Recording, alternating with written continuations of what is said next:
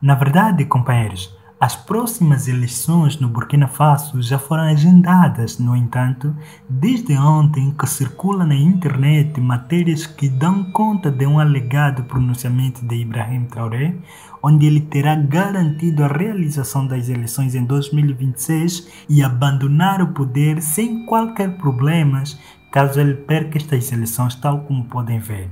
Ibrahim Traoré vai organizar eleições em 2026 e vai renunciar voluntariamente se ele não ganhar. Um outro portal também comunicou uma decisão tomada por Ibrahim Traoré. Ibrahim Traoré vai organizar eleições em 2026.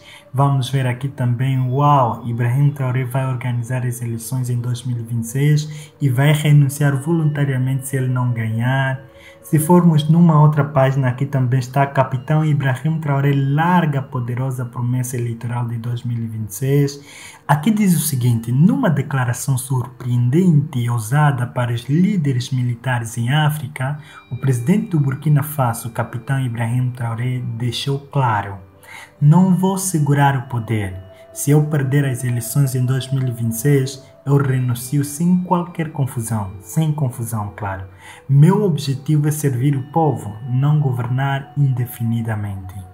Ele se comprometeu a garantir que as eleições sejam livres, justas e transparentes, prometendo honrar a vontade do povo independentemente dos resultados. Este é o tipo de liderança por que a África tem rezado.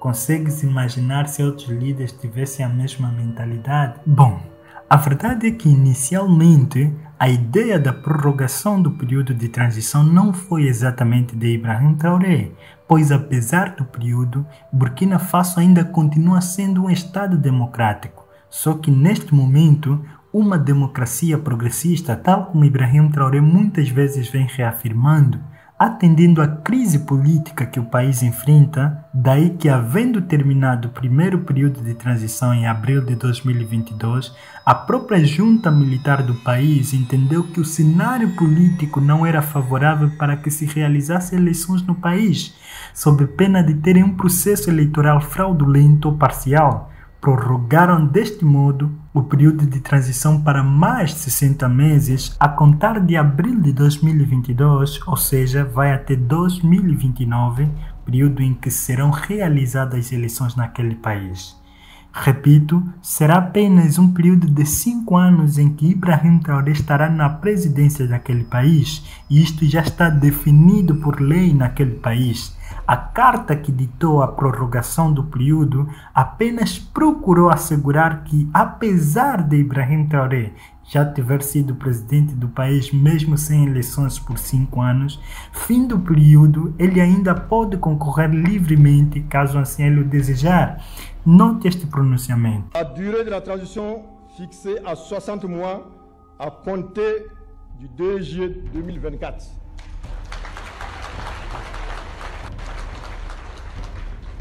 L'éligibilité du président du Faso, du Premier ministre et du président de l'Assemblée législative de transition aux élections présidentielles, législatives, municipales qui seront organisées pour mettre fin à la transition. Augmenter le nombre de sièges à la LT afin de prendre en compte certaines composantes des forces vives de la nation qui n'y sont pas.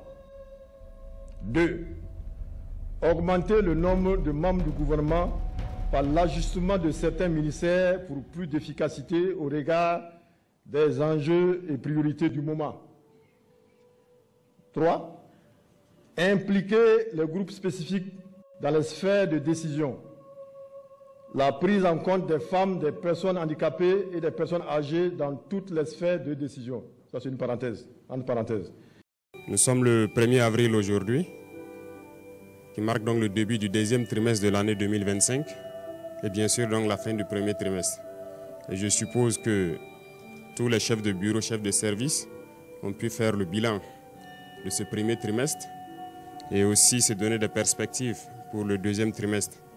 En tout état de cause, je pense que l'idée est de se sacrifier, de toujours donner le meilleur de soi-même pour donc le bonheur donc de notre peuple et pour que notre patrie puisse rayonner.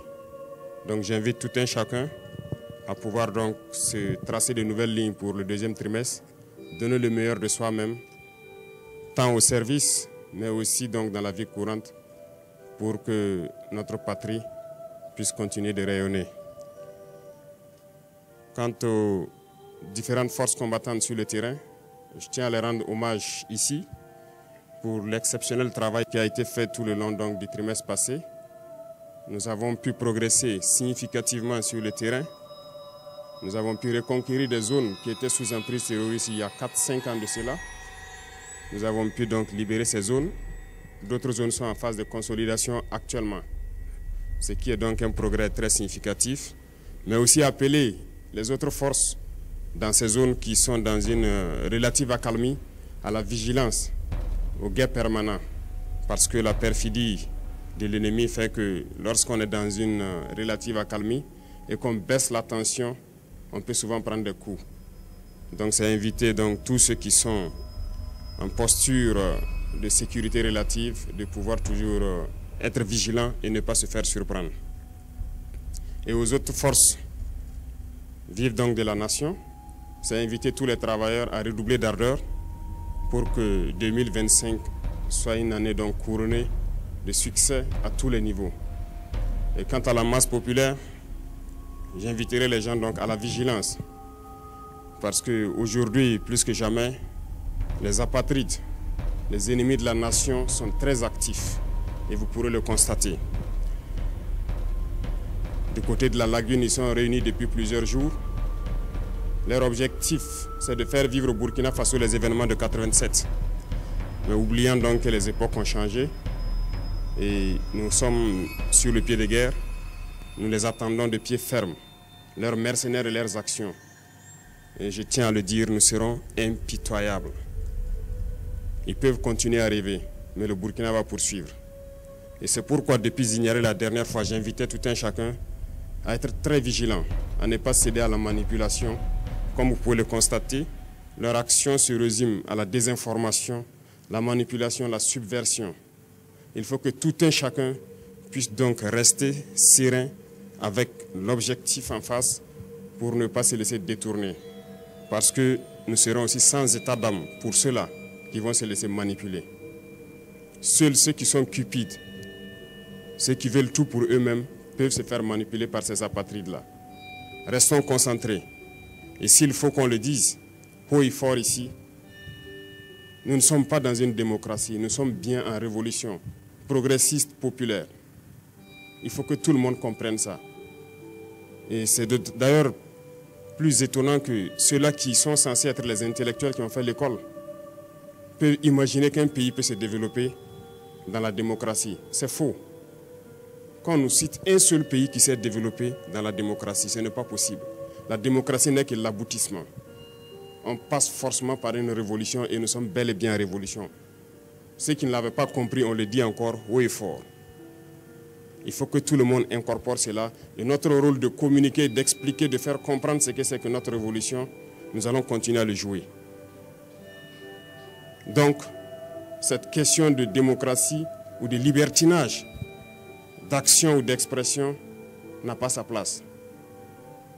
Je l'ai dit une fois, autant que vous pensez que vous êtes libre de parler et d'agir, l'autre est libre de parler et d'agir également. Et là, nous aboutissons à une société de désordre. Et comme d'ailleurs, ça tombe bien que nous sommes en pleine célébration des journées patriotiques, le thème est d'ailleurs l'ordre et la discipline. On ne fait pas de révolution dans le désordre. C'est impossible. Et l'ordre, nous allons faire régner l'ordre et la discipline pour que nous puissions progresser. Parce que les réformes sociales, économiques, politiques, idéologiques ont besoin d'ordre et de discipline. Et tout un chacun a son rôle à jouer dans cela. Donc, appropriez-vous la révolution, parce que beaucoup de gens, depuis 2 ans maintenant, ont embarqué dans le bateau par opportunisme. Mais nous sommes en train de surfer sur des vagues géantes. Nous sommes dans la tempête, nous sommes dans des vents de face très forts. Et ces gens-là, ils ne pourront jamais rester dans la barque. Au fur et à mesure, ils vont tomber à l'eau et vous les verrez. Mais nous allons poursuivre, parce que notre objectif, c'est de trouver les eaux calmes et de pouvoir naviguer. Lorsqu'on va quitter la tempête sur les eaux calmes, je pense que nous allons surfer sans problème. Donc, inviter tout le monde à la vigilance, parce que l'ennemi sait recruter et il recrute encore des traîtres. Pas plus qu'il y a quelques jours, des traîtres ont été arrêtés. Et qui j'appelle traîtres? C'est ceux-là qui sont parmi nous, qui continuent de travailler, d'être des agents pour des ambassades de pays impérialistes implantés au Burkina Faso. Certains ont été arrêtés et nous poursuivrons pour démasquer d'autres. Ils sont là dans notre administration, ils sont là dans les organisations de société civile, ils sont là dans les organisations politiques. Et ils manipulent les autres pour les amener sur des chemins, en tout cas contraires au progrès de notre patrie. Et c'est lorsqu'on les arrête qu'on se rend compte qu'ils sont effectivement des agents de ces pays, des ambassades de ces pays impérialistes implantés aussi au Burkina. Restons vigilants, parce que notre révolution ne plaît pas à beaucoup de personnes. Ces valets locaux et ces sous-préfets qui sont là à exécuter les ordres de leurs maîtres, croyant pouvoir mettre fin à notre révolution, qu'ils comprennent que nous avons pris toutes les mesures. Et je le dis une fois de plus, on sera impitoyable et sans état d'âme face à ceux-là qui pensent pouvoir se mettre à travers du développement de notre patrie. Nous allons poursuivre notre révolution. Nous allons développer nos infrastructures, que ce soit du côté de la santé, du côté de l'éducation, que ce soit les infrastructures routières. Nous allons développer notre industrie, transformer ce que nous voulons et consommer ce que nous avons transformé. Le Burkina va rayonner, n'en déplaise à ceux-là qui ont la nostalgie encore des années 87, je le répète. Donc restez concentrés, restez vigilants, tracez-vous des sillons pour le trimestre à venir et pour la suite de l'année. Et nous resterons donc dans ce chemin de la victoire. Nous continuerons de combattre sur le terrain à reconquérir nos différentes zones. Et je puis vous assurer que le progrès qui est fait, les terrains reconquis dans ce premier trimestre sont d'ordre stratégique. Et ça nous a permis d'aller nous implanter jusqu'à la frontière. Et ça, c'est très remarquable. Nous allons poursuivre donc dans ce sens, zone par zone, étape par étape, pour nettoyer le territoire et reconquérir l'entièreté de notre pays.